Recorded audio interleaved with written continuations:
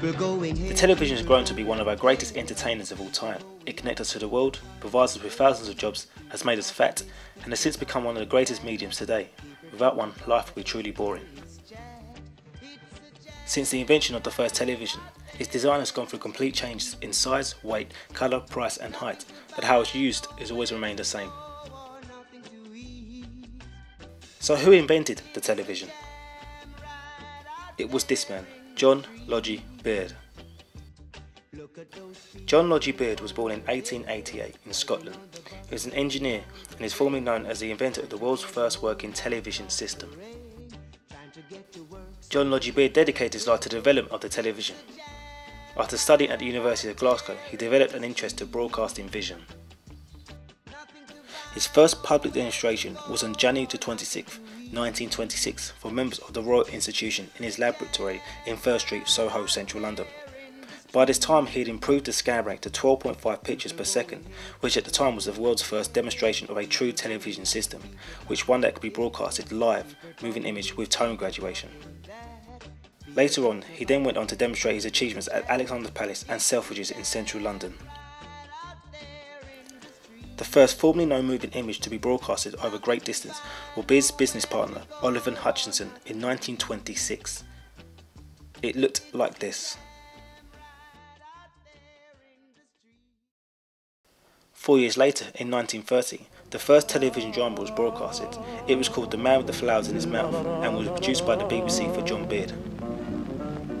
Of all those packages, two to every finger. I should like to have seen you. You know what I would have done? I would have left the damn things in the carriage. Oh, and when you got home, how about the old woman and my girls? Not to mention the neighbours.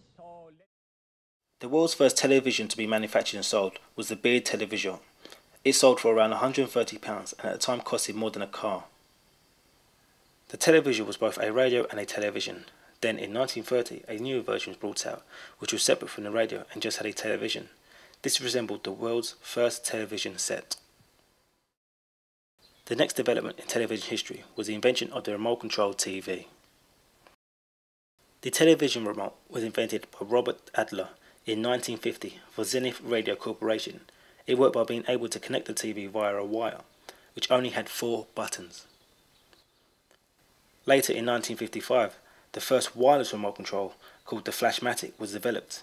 It worked by shining a beam of light into a photoelectric cell. Is an amazing new wireless wizard electronic remote control. Today's remote control works via a transistor. This is cheaper to produce and more efficient. Modern remote controls can also be seen working via infrared and Bluetooth technology. The next development of TV was the introduction of colour television.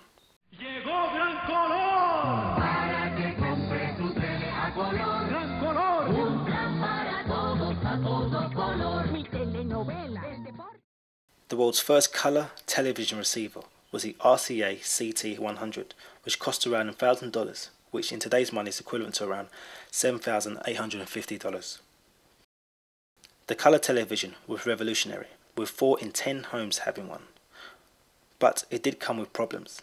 Colour distortion and image jumping was a natural thing with the RCA CT100 model. Colour broadcasting was introduced in the UK on BBC Two for Wimbledon on July 1st, 1967. In 1969, 15th November, BBC One and ITV then also started transmitting colour. The next development in television history was the satellite TV. Satellite television was invented in the 1960s, but became popular in the 1980s.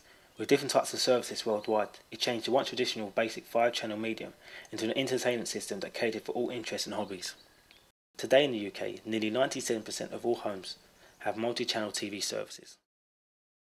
Today, the television is more than just a box with moving images. It's now an entertainment and media system. But what next for the future of television? People going here, people going there, people going out, people coming in, people talking this, people talking that, people talking about the everyday's chat. It's a jam right out there in the street.